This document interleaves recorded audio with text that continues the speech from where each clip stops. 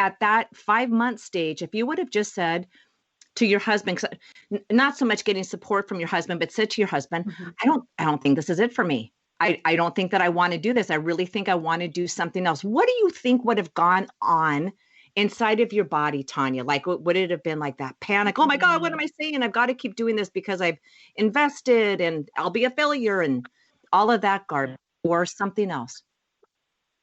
I think you're right. At first I would think, oh, you're just a failure. Why would you even? And I did have those thoughts, like, I need to just not do this, but I just kept pushing. And honestly, Nita, when you say that, like, it's your body that almost suffers. You didn't say that, but that we really need to be listening to our body, because this last winter, I'm always so healthy. I don't get sick. This winter was the sickest I have ever, I swear that I've ever been.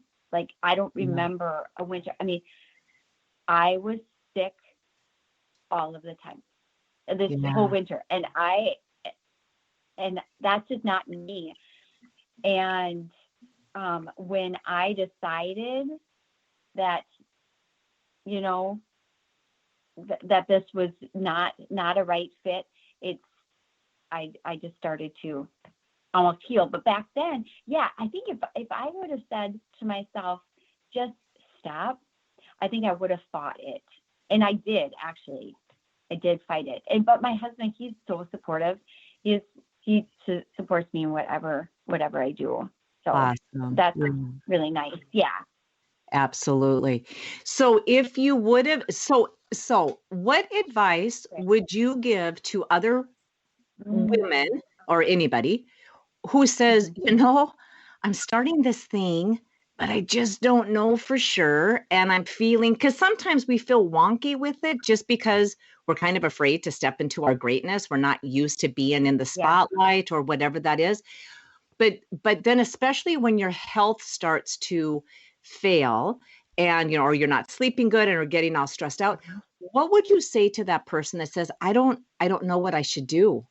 Because I think it is such a bummer to go so far down a path. And although there's always blessings and lessons in that, but we can just save ourselves so much heartache if we just tune into our hearts and tune into us and say, you know what? I just don't think that this is me. I don't think this is what I'm supposed to be doing. What would you say to somebody who said, how do I navigate this, Tonya?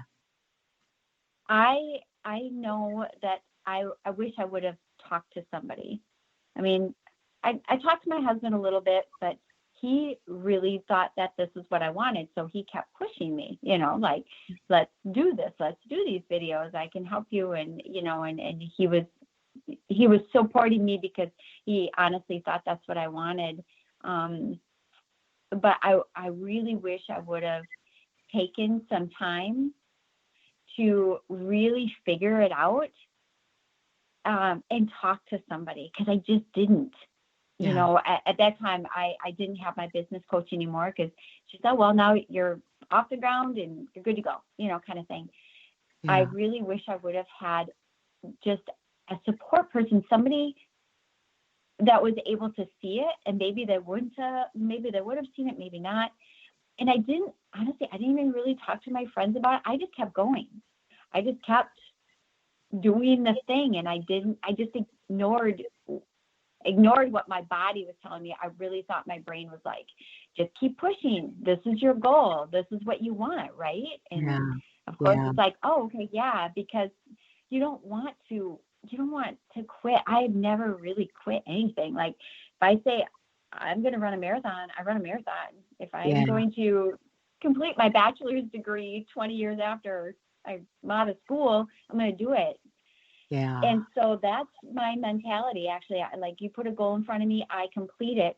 And I think with my past history of that, when this was like, I put this goal in front of me, and then all of a sudden it's like, this isn't feeling right. But now, of course, this feels right, because you don't quit anything. You just keep going.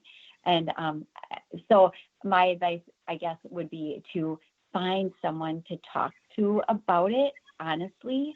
Yeah. And really take that time to meditate about it, and whatever you whatever you do, whether it be prayer or meditation, listening to God, you might do the sway test, if you know what that is, all of these things, and just talk to somebody. But I did not take the time. I just was like a bull running at a red flag or whatever, I just kept going. Right. So, yeah. Yeah, it's amazing how we do that. And it's just like, nope, I'm not quitting. I made this goal and I'm going to achieve it, right? It's just like that come hell or high water. And the whole time our body's going, well, wait a second. Well, I'm going to take you out. So then you don't have to keep chasing after that red flag anymore. You're Right. just gonna be sick all winter. And, I'll lay you down this way. And this is how you get to figure it out. So Tonya, we're going to run out of time here really quick. I think I have we're to our 5-minute mark. And then, so I'm going to ask you now, would you be willing to come back next week and finish this up? Because I have so many more questions for you. So I'll ask you that now that I'm going to ask you another question.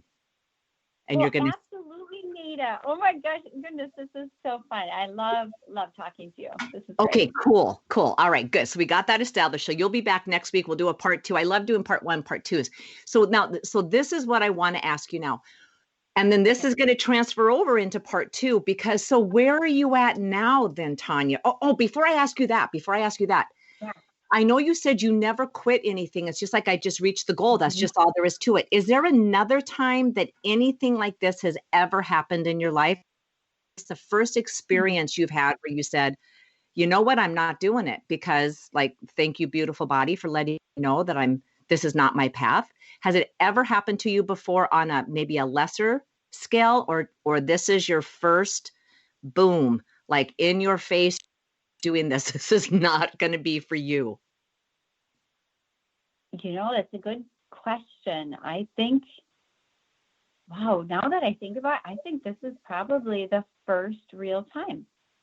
That's been really huge. I would really have to think strongly about that, because I can't really think of, because if I say I'm going to do something, I do it. Yeah. Yeah, I know. That's very interesting. You'd ask that question, because I hadn't thought about it actually. Yeah, it's so, because I know for me, when I say I'm going to do something and then I start it, and then somewhere along the line, I realize either I'm doing it for all of the wrong, I'm doing it because somebody else thought it was a really great idea. And, oh, you should do this because this would be really good. And you start, it's like, oh, that doesn't feel all that good to me. But then you don't want to let that person down, or whatever, or maybe they know more than me, they're smarter than me, so I should follow that advice. And the whole time your body is saying whatever. And I would wake up in the middle of the night, these panic attacks going, oh my God, what am I doing? I don't want to do this. I don't want. So then I would have to make a whole scenario in my head. How do I get out of this thing that I just got myself into? Because I have, because I think I've learned that not to go too far down. And that's the thing that's so beautiful. And exactly, this is what you're doing now. And this is what we're going to talk about in part 2, is now I'm transitioning. I'm speaking as if I am you. You're transitioning out of this. You're going to, like, your life is moving in another direction, because I believe, like the leaves on the tree, we have in the winter, you can't even see the leaves, right? They're not there. But when they start opening up, it's like, my gosh, we have that much potential and that many different possibilities to do many different things. And we start asking ourselves, what am I going to do? What's the next thing for me? So that's what I want to talk to you about, amongst a couple of other things, when we move into our part 2. Are you cool with that? That's wonderful. Okay, awesome. All right. So I want to thank you for being here with us today. And then I have a rough landing. I really need to work on these landings. And I'm bringing this into a close, and we'll wrap this one up, and then we're going to come back and we're going to continue part 2 next week and find out what is going on in your life. And then I want to know about this the growing tower. I'll never call it the right thing. It's kind of a fun thing that I do. Isn't that Yogi Berra who did that? Never repeated the quote. I swear I'm like channeling him, because I never say these things correctly. Oh my goodness. So thank you so much for being here with me today. And then we'll pick up with this conversation when we go into part 2. Well, Nada, thank you so much. You are just completely delightful. Thank you. Oh, I adore you, and you're delightful. So this will be totally fun.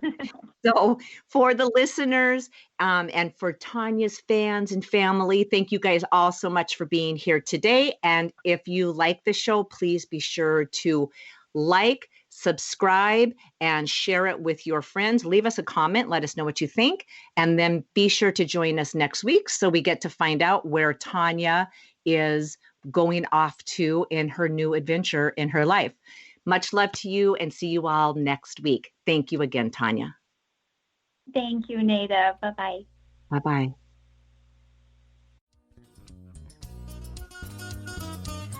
Thank you for spending time with us today. Please go to nadahogan.com for show notes and other information you can use right away. If you like what you heard here, please subscribe to our show, and don't forget to rate and review right there on Apple Podcasts, Stitcher, Google Play, or wherever you get your shows. And don't forget to tell your friends about it. We'll see you next week.